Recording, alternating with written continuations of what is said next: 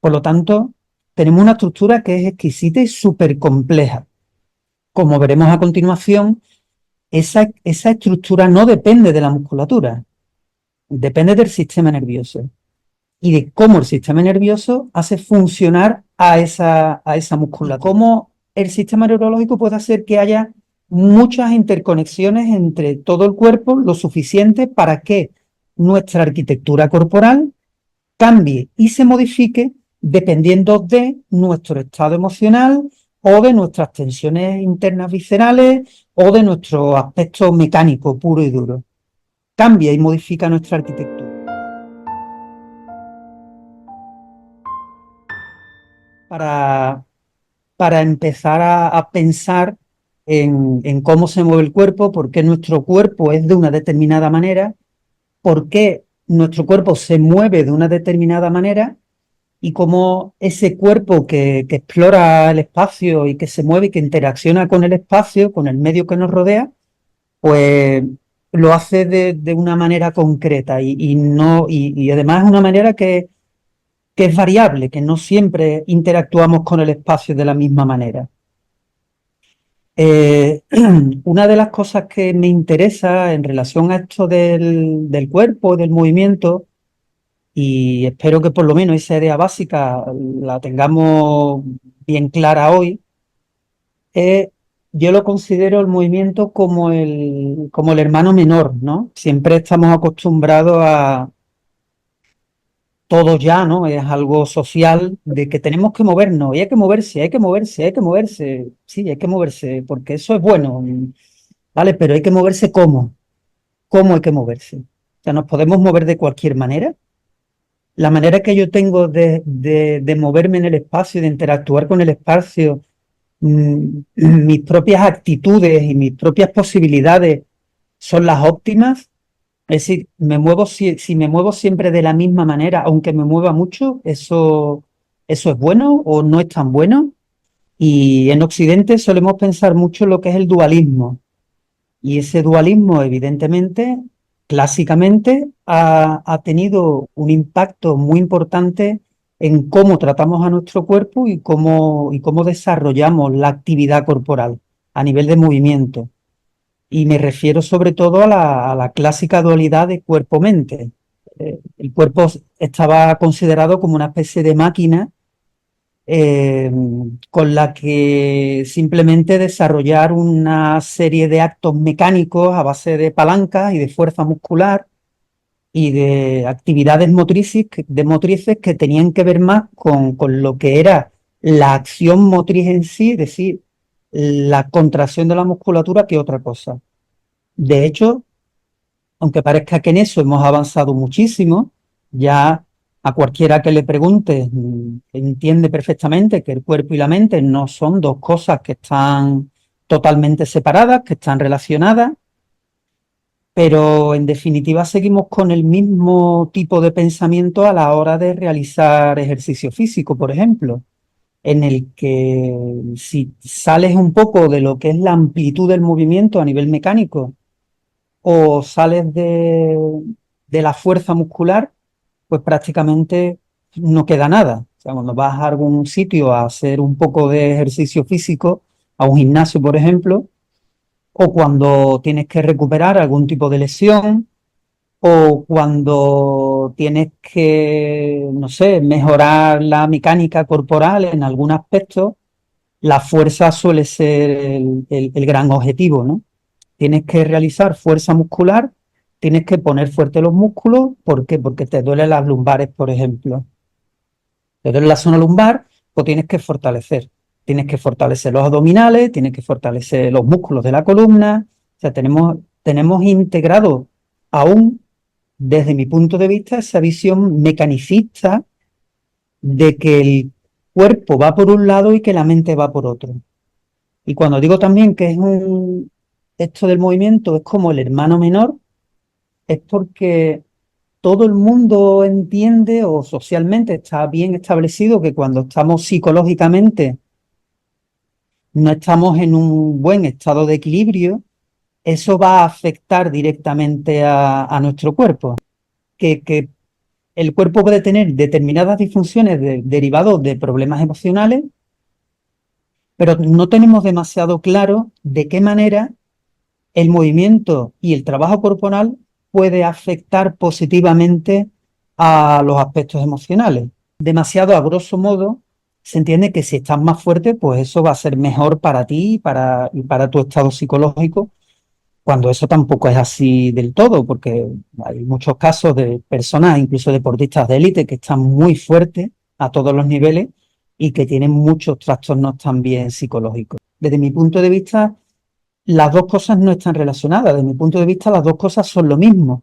Si somos parte de una misma unidad, está tan interrelacionada que lógicamente todo afecta a todo.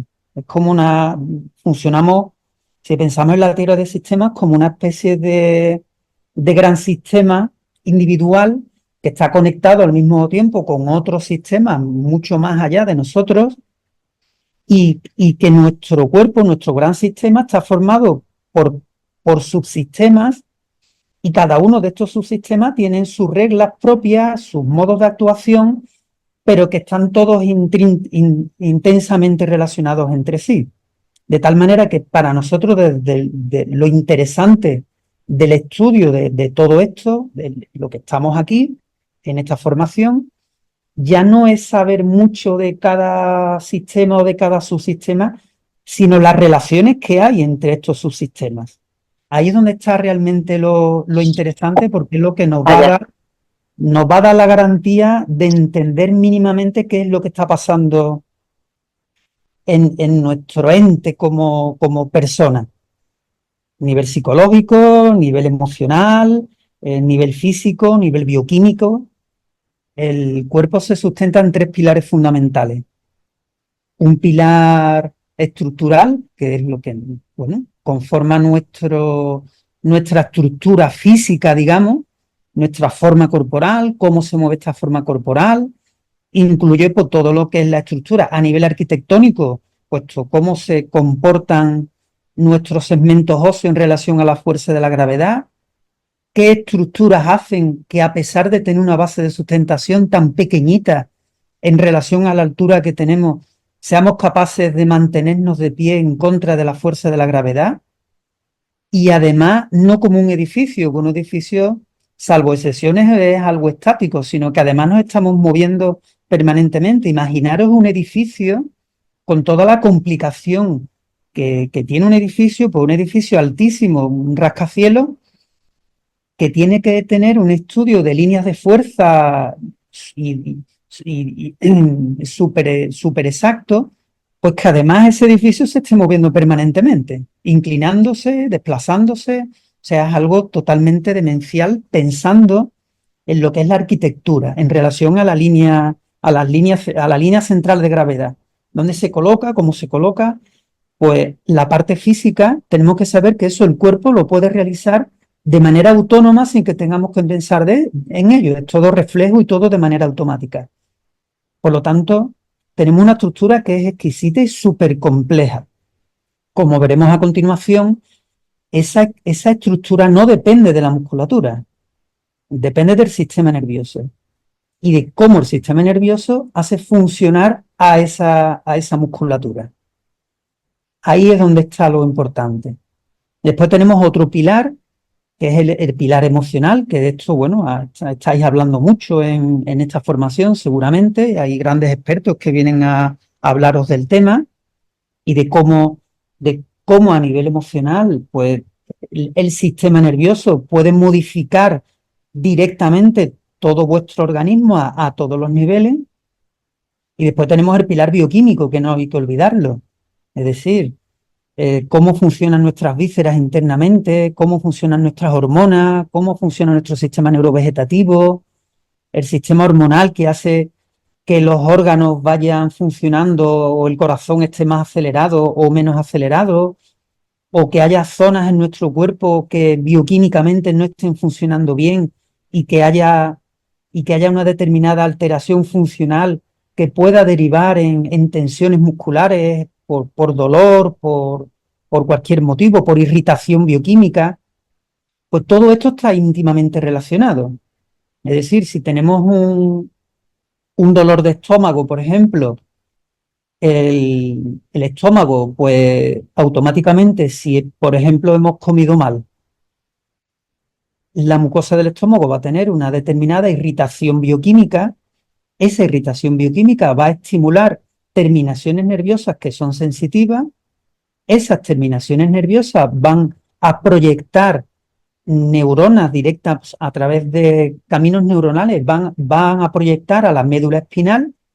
De la médula espinal va a subir arriba al córtex cerebral y vamos a percibir que tenemos un problema en el estómago. ¿Por qué? Porque padecemos algo que llamamos dolor. Pero aparte de eso, la médula espinal va a hacer conexiones interneuronas con neuronas que son motoras, y esas neuronas motoras van a ir directamente al estómago. ¿Para qué? Por ejemplo, pues para contraer la musculatura propia, musculatura lisa del estómago. Es decir, no solo vamos a tener un dolor, sino que a nivel neurovegetativo, a nivel neurológico, el estómago se va a contraer. Si se contrae el estómago, la mucosa del estómago, los músculos del estómago, alrededor vamos a tener tensiones en las fascias, y va a provocar que nuestro cuerpo tenga una determinada postura, una determinada posición. No tenemos la misma postura corporal cuando nos duele el estómago que si no nos duele el estómago. ¿Qué ocurre? Si modificamos de alguna manera nuestra arquitectura en el espacio, esa columna tan maravillosa que tenemos y tan capaz de moverse en el espacio a todos los niveles, con muchísimas vértebras que se mueven cada una independientemente.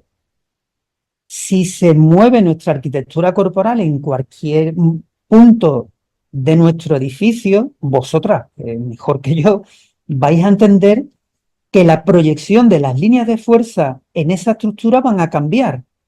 Y como van a cambiar, van a haber zonas que necesiten o que tengan mucha más presión y otras zonas que tengan menos presión. Un ejemplo de cómo cualquier aspecto de esos tres pilares que os he explicado puede afectar directamente a todo nuestro estatus corporal, a nuestra arquitectura sobre todo.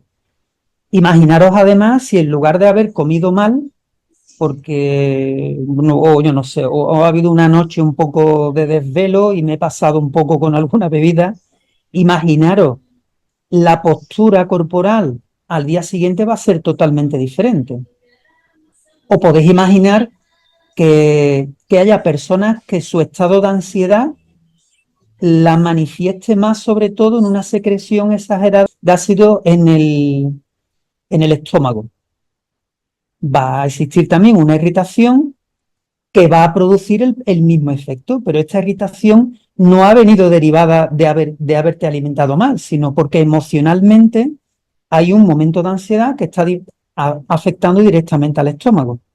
Si tenemos dos motivos por los cuales puede afectarse el estómago, de entrada, puede haber centenares.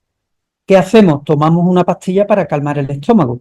Tomamos la misma pastilla, sí, tenemos el mismo recurso para actuar sobre un problema que ha sido de alimentación que sobre un problema cuya causa ha sido emocional, cuando las dos cosas no tienen absolutamente nada que ver. Por lo menos estoy emocionalmente bien, pero es porque he comido mal. Y esto también es reversible. Si tengo un impacto, una contractura, una tensión emocional que me afecta a la zona, a la columna vertebral, a la zona dorsal, en el centro de la zona dorsal está, digamos, la zona de proyección a nivel de neuronas que va a contraer la musculatura del estómago. Es decir, si tenemos un golpe, por ejemplo, a nivel de la zona dorsal media, o un tirón en esa zona por un gesto que hayamos hecho, la información de dolor de esa zona va a ir a la médula, y en la médula va a interconectar con la musculatura, con las neuronas que van hacia el estómago. Por lo tanto, el estómago se nos va a irritar o se va a contraer, no ahora derivado de un problema emocional o de alimentación, sino porque mecánicamente ha habido un impacto en musculatura que corresponde más o menos con la zona de inervación que va hacia el estómago. ¿Entendéis? O sea, realmente nos damos cuenta que la cuestión en general es una cuestión de neurología, es como el cuerpo está íntimamente interrelacionado con diferentes sistemas que no son los, que no es el sistema muscular, sino sobre todo es el sistema neurológico, y cómo el sistema neurológico puede hacer que haya muchas interconexiones entre todo el cuerpo, lo suficiente para que nuestra arquitectura corporal cambie y se modifique dependiendo de nuestro estado emocional o de nuestras tensiones internas viscerales o de nuestro aspecto mecánico puro y duro. Cambia y modifica nuestra arquitectura, ¿vale? Eso es un poco como la entrada. Entonces, pensar solo en moverse porque hay que moverse. Bueno, pero cada uno de nosotros, ¿cómo nos tenemos que mover? Es un poco la cuestión.